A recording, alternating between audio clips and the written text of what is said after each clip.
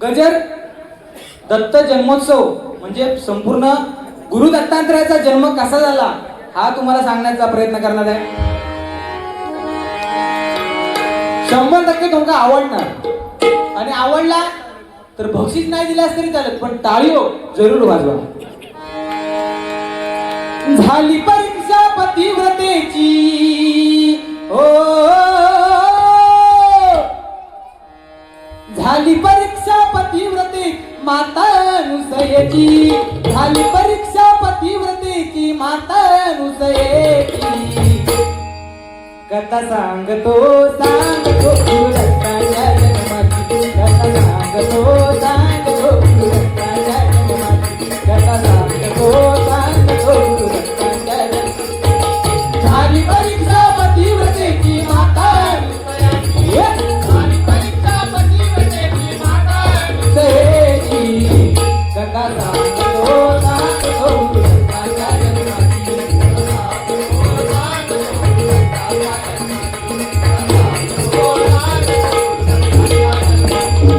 अत्रि मुनींची पत्नी होती माता अनुसयाती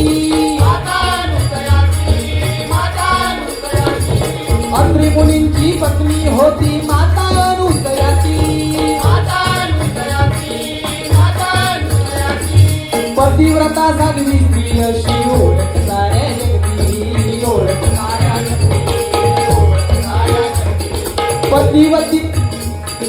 पतिव्रता साध्वी स्त्री अशी ओळख साऱ्या जगती सूर्य ही शीतल होऊन पवन तिच्या पुढे नमितो पतिव्रतेचा प्रभाव पाडून कीर्ती पसरे जगती. बघा बुवा अत्रि मुनींची पत्नी माता अनुसया बुवा एका आश्रमात राहत होते आणि त्या ठिकाणी येणाऱ्या अतिथींची सेवा करत असत आणि माता अनुसया आपल्या पतीची सेवा करत असत आणि तिचं पतिव्रत एवढं बुवा महान होत की साक्षात सूर्यदेव सुद्धा शीतल होय साक्षात सूर्यदेव सुद्धा शीतल होय वारा सुद्धा तिच्या समोर नमे म्हणजे झुके बुवा वारा सुद्धा अशी बुवा ती पतिव्रता होती. आणि ही पतिव्रता नाही तर तुम्ही तुमका दोष देत नाही मगाशी तुम्हीच सांगितलात की उद्या माका ताज भेटणारा सांगितलास ना सांगितला मी काय बोलत नाही एका तुझ्या पर्सनल आयुष्यात मला आपल्या अधिकार दिलेलो ना पण तू बोललं मग मी बोललो हा पण असू दे. आणि मगाशी सांगताना सांगितलं नाही पण बायकाची वाकडा खाय तुलीची लाकडा बरोबर ना बायकोची वाकडा तो खाय तुलीची लाकडा. माका बाबा काय माहिती नाही माझं अजून लग्न विग्न झालेला नाही त्यामुळे मी अजून बाबा अनच खाते लाकडा बिकडा खायच नाही. तू लाकडा खाऊन अशी दुसऱ्याची जॅकेटा घालून उठतो. तर पतिव्रता आता जो महिला पण हो पतिव्रता पण त्यांचा कसा त्यांच्या मनासारखा झाला तर चांगला नाही झाला तर मग तू करतात रात्रीचं जेवण दुसऱ्या दिवशी डब्यात ना म्हणून आज काहीतरी भांडण करू इल शिवायनीशी माका माहिती आहे ना. तर त्या दिवशी असाच झाला एक माझा मित्र त्याला विचारलं अरे बाबा चालला काय तुझा संसार व्यवस्थित चाललेला ना होय म्हणता हसत खेळत सगळा चाललेला. माका ऐकून खूप बरा वाटला. मी म्हटलंय प्रत्येक नवरा बायको मध्ये भांडणं होतं तसं तुझ्यात काय होत नाही म्हणता आमचा हसत खेळत सगळा चाललेला. मी म्हटलं काय एवढं कसं काय तुझा एवढा प्रेम एकमेकावर नाही म्हणता भांडणं झालीच आणि त्यांना भांडा पिकून माझ्या मारला माझ्या बसला तर त्या हसता माझ्या नाही बसला तर मी हसतोय म्हणजे असो हसत खेळत संसार चाललेलो. बघ बुवा ही बुवा परिस्थिती आपण माता अनुसया आपल्या पतीची सेवा करत असत आणि ती तिची पतिव्रता कीर्ती साऱ्या जगतामध्ये पसरली. आणि म्हणूनच म्हणतोय बघा सूर्य ही शीतल होऊन पवन तिच्या पुढे नमितो पतिव्रतेचा प्रभाव पाडून कीर्ती पसरे जगती पती सेवा ईश्वर सेवा कथा ही परिषेची पती सेवा ईश्वर सेवा कथा ही परिषेची गंगा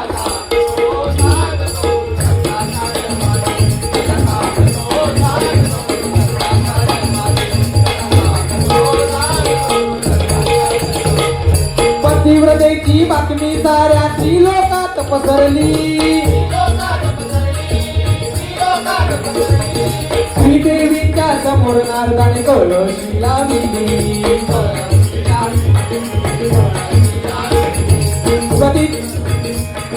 पतिव्रतेची बातमी साऱ्या त्रिलोकात पसरली श्रीदेवीच्या समोर नारदाने कळशी लावली अनुसये प्रतिनिर्माण झाला मत्सर तो मनातो येऊन शंका वाजवी लढका साऱ्या त्रिलोकात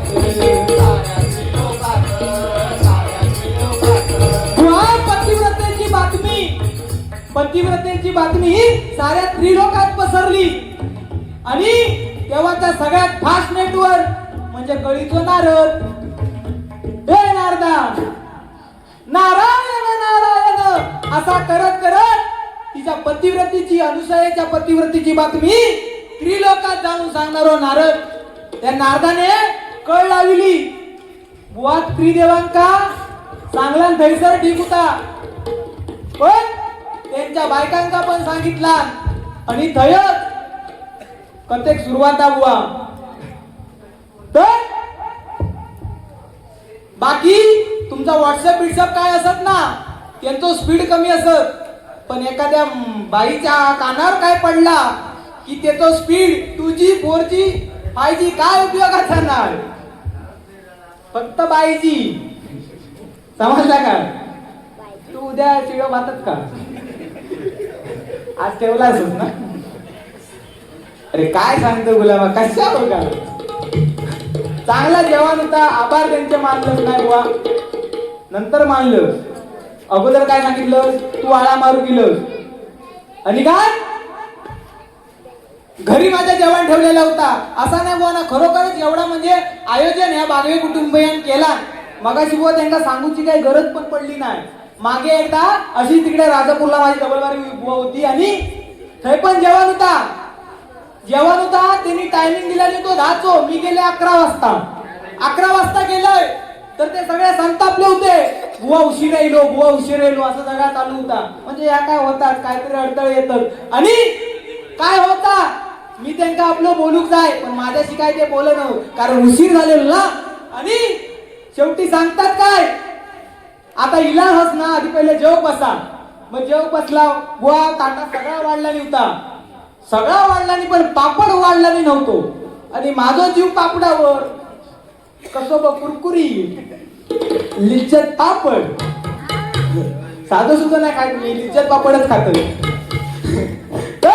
पापड वाढला नव्हतो आता ते एक तर आपण उशीर नाही गेलो त्याच्यावर असा पापड मागून घेणं चुकीचा एक आजोबा इलं शेम टू शेम असा आजोबा होतो हे बघ पाठी बघ तुम्ही नव्हता तुमच्यासारखं होतं तुमचं मित्र होतं या आजोबांसारखे एक मित्र आजोबा आले तुमचेच मित्र होते असतील ते इले डाळ घेऊन इले बाबू माका म्हणतो बाबू तू कधी लेट येत नाही पण यंदा लेट कसं झालं मी म्हटलं आजोबांनो काय सांगू घरात बाहेर पडलाय आणि मांजूर आडवा गेला आजोबा पण हुशार अरे मांजूर आडवा गेला तर तुका 5 मिनिटं लागतील 1 तास उशीर नंतर आजोबांका सांगितलंय आजोबानू एवढाच काय अर्ध्या वाटे दिलंय आणि मग भलो मोठो साप असो आडवो गेलो आजोबा घाबरले बापरे होतो तरी केवढो त्यांना काय सांगितलंय माझ्या ताटापासना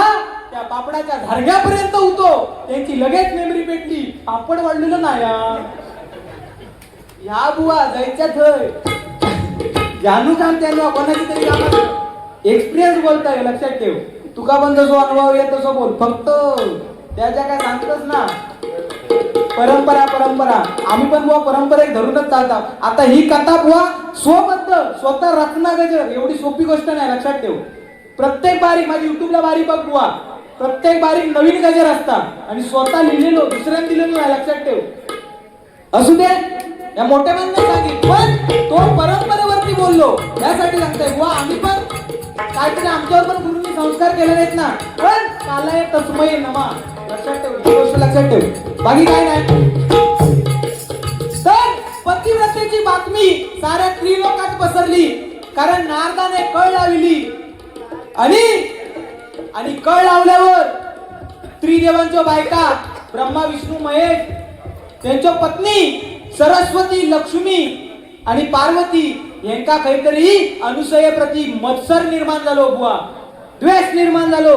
अरे आम्ही साक्षात त्रिदेवांच्या बायका, तरी आमचा पतिव्रता एवढा मान नाही, आणि ही अनुसया एक मनुष्य, तिची बुवा पतिव्रता साऱ्या जगतात पसरते. त्यांका त्यांचा अहंकार जागो झालो तीन देवींचो. शेवटी आपल्या भावाजवळ गेली, म्हणजे ब्रह्मा विष्णू महेश, त्यांना काय सांगितलं की ह्या अनुसयेचं सत्व हरण करा, तिची पतिव्रता भंग करा. आणि शेवटी काय बायको चांगला ऐकवतच लागता. तुम्ही कसं ऐकता, तू बोललेलाच बोलणार, मी तुझ्या पर्सनल लाईफ मध्ये बोलत नाही. तू बोललं झक मारलंस आणि बोलला असं तुका वाटत, लक्षात ठेव. शेवटपर्यंत तुका तो डबो काढणार बाहेर. काय सांगता, बरोबर आहे की नाही, मी सांगितलं का. म्हणून असं घरातला काय सांगायचं ना. घरात जरी भांडणं झाली, एका लागला तरी मी मगाशी सांगले तसा करायचा. असू दे. तर आता शेवटी शंका घेतली, तीन देवींना शंका यायला लागली, ही मनुष्य असून एवढी पतिव्रता असूच शकत नाही. आपल्या नवऱ्यांना सांगितलं ब्रह्मा विष्णू महेश याला की तिची परीक्षा घ्या. पुढे काय होते बघा.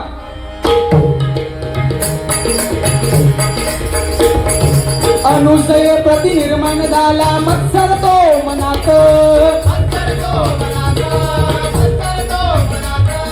ठेवून शंका वाजवी लगन, ठेवून शंका वाजवी लगन का साऱ्या त्रिलोकात.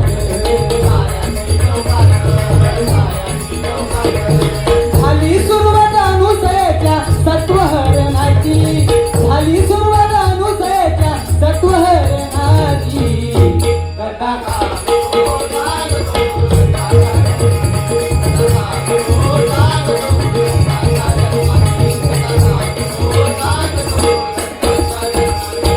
व्रतभंग करण्यासाठी ब्राह्मण ते गेले, विवस्त्र जेवण वाढ आमासी मागणी ते केले. चिंतन करता अत्री मुनींना कोडे ते उमगले, पंचपात्री गंभोलगले अनुसयेला दिले. व्रतभंग करण्यासाठी आपल्या बायकांनी सांगितलेलं ऐकोक हवा, या अनुसयेचा व्रतभंग करूकच हवा. यासाठी तिन्ही देवांनी ब्राह्मणाची रूपा घेतलानी आणि त्या अत्री मुनींच्या आश्रमात गेले. तीन ब्राह्मण भिक्षुकाचा रूप घेऊन आणि इच्छा भोजन मागूक लागले. इच्छा भोजन, विवस्त्र होऊन आम्हाला जेवण वाढ, इच्छा भोजन. आता अनुसय मातानी काय केलं, त्यांची जी काही सेवा करायची होती, नेहमीप्रमाणे अतिथी येतात त्यांची सेवा करते ती, तसंच सर्व काही चालू होतं. पण दुपारची वेळ, जेवण वाढल्यानंतर त्यांनी अशी इच्छा व्यक्त केला नाही आणि आश्रमात बुवा असो खाली आता कोण जात नव्हता. आता करणार काय, विवस्त्र बुवा पतिव्रता भंग होणार असं तिका काहीतरी मनात वाटू लागला. शेवटी ती आपल्या अत्री मुनी ज्या ठिकाणी बसले होते,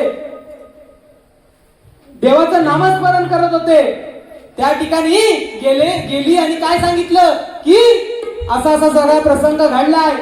ते तीन ब्राह्मण आले, विवस्त्र जेवण मागतायत, काय करायचं. शेवटी अत्री मुनी त्याने अंतर्ज्ञानाने त्यांना उमगत झालं की हे तीन ब्राह्मण साधे सुधे ब्राह्मण नसून हे साक्षात तीन देव आहेत. तर त्या तीन देव आपल्या बायकोची परीक्षा घेत आहेत हे त्यांना समजलं अत्रि मुनींना. त्यानंतर अत्रि मुनींनी काय केलं, पंचपात्रात बुवा गंगोदक दिलं आणि सांगितलं हे गंगोदक घेऊन जा आणि त्यांच्यावर शिंपड.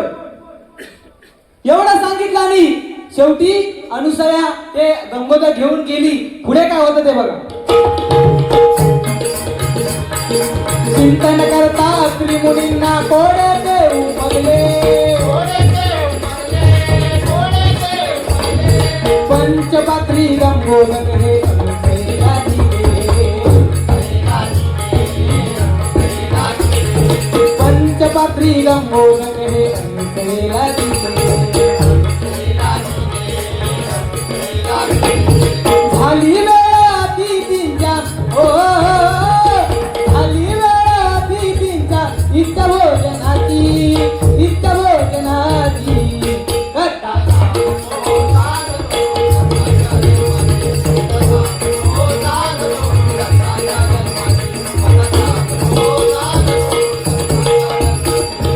स्पर्श होता गंगोदकाचा बालक हे झाले,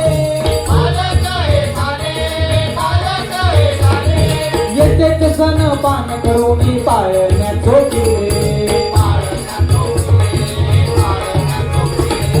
येतेच सण पान करून पाळण्या झोपले.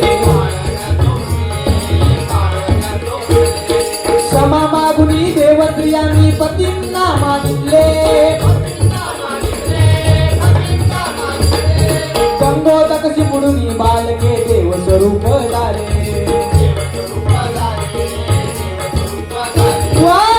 ते गंगोदक त्या तीन ब्राह्मणावरती शिंपडल्यावर ते जे तीन ब्राह्मण होते ते तीन बालक झाले आणि बालक झाल्यानंतर अनुसयेने यज्ञ स्तनपान केलं त्यांच्या इच्छेप्रमाणे आणि त्यांना पाळण्यात झोपवलं. तिन्ही बालकांना जे तीन ब्राह्मण बनून आले होते बालकांना झोपवल्यावर आता ही बातमी परत फास्ट नेटवर कोण नारद मुनी त्यांनी बातमी परत नेऊन वरती त्रिलोकात सांगितला नाही. अरे हे मातांनो काय करतास, तुमचे देव तिकडे बालक बनून की अनुसया आपल्या मांडीवर खेळवताय आणि तुम्ही इकडं त्या परीक्षेची वाट बघतास. तर झाला काय, त्यांचा अहंकार जो होतो तो गळून पडलो तीन देवींचो. शेवटी अनुसये शरण गेलो आणि काय सांगितलं नाही की आमचे जे तीन देव आमचे जे पतिदेव आहेत ते आम्हाला परत कर. शेवटी आता ते विनवणी करू लागल्यावर अनुसया मातेक सुद्धा कुठेतरी दया आली. परत आपल्या पतिदेवांकडे गेली, अत्रि मुनींकडे गेली. त्यांना सांगितलं त्या तीन देवी आलेल्या आहेत आपले पती मागण्यासाठी काय करायचं. तर अत्रि मुनींनी त्यावेळी परत गंगोदक देऊन ती बालके परत देवस्वरूप झाले बुवा. ही कथा आहे. आणि दत्तांचा जन्म कसा झाला तोच सांगते. क्षमा मागुनी देवतरीना पतींना मागितले,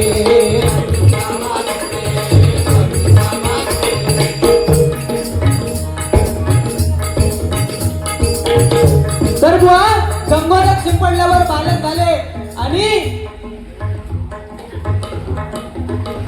परत ते बालक देव स्वरूप झाले आणि देव स्वरूप झाल्यानंतर ते देव प्रसन्न झाले त्या अनुसयेच्या पतिव्रतेवरती. तिला काय बोलले, तुझी काय इच्छा असेल ते सांग, तुझी काय इच्छा असेल ते सांग. कारण तुझी जी पतिव्रता आहे दुसरी तिसरी स्त्री असती तर बुवा हे केलं असतं, पण तू प्रत्येक गोष्ट आपल्या पतिदेवाला म्हणजे अत्रि मुनींना विचारून करतेस. इथेच तुझी परीक्षा तू सक्सेसफुल झालीस. तर तुला काय मागायचे तो वर माग. त्यावेळी अनुसया मातेने वर मागितला की तुम्ही तीन देव जसे आज माझ्या आश्रमात आलात तसे तिन्ही देव एकरूप होऊन माझ्या पोटी जन्म घ्या. आणि त्यावेळी बुवा दत्तांचा जन्म झाला, दत्तगुरूंचा जन्म झाला अशी ही कथा आहे. म्हणूनच म्हणतो बघा, वंदी योगेश गुरुदत्तांची हो, वंदी योगेश गुरुदत्तांची, कथाई कथाही सांगते की कथा सांगतो सांगतो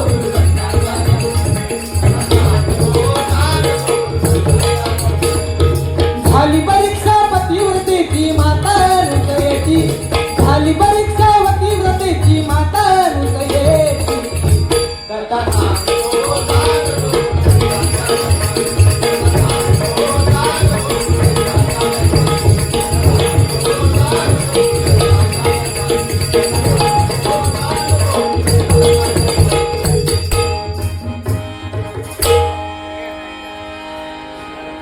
धन्यवाद. एक व्हिडिओकडे प्रयत्न केले. दरवेळी मंडळावरती गजर असतात पण आज काहीतरी आध्यात्मिक असा म्हणजे झाला. ठीक आहे, चांगलं झालं गजर.